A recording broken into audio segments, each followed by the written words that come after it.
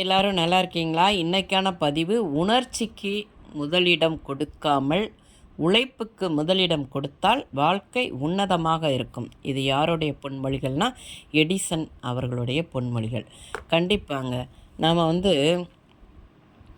உணர்ச்சி வசப்பட்டோம்னாலே கோபங்கள் வரும், பொறுமை இழந்துருவோம், ஏதோ நம்ம பேச ஆரம்பிப்போம். பொதுவாக நம்ம ஒரு கோழையாக மாறிடுவோம்.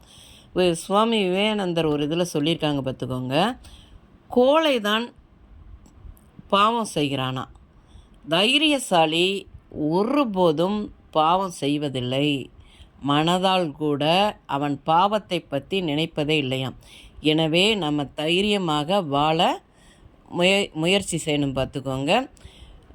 எப்பையும் நம்மளுடைய உழைப்புக்கு முதலிடம் கொடுத்துட்டே இருக்கணும்.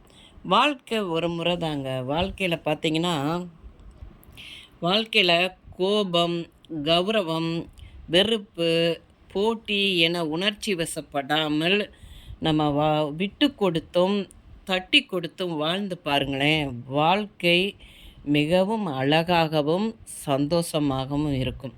நம்ம எப்பையும் உணர்ச்சிக்கு முதலிடம் கொடுக்கக்கூடாது, உழைப்புக்கு மட்டும்தான் முதலிடம் கொடுக்கணும். அப்போ தாங்க வாழ்க்கையில் நம்ம தொடர்ந்து வெற்றிகளை குவிக்க முடியும். இந்த பதிவு உங்களுக்கு பிடிச்சிருந்தா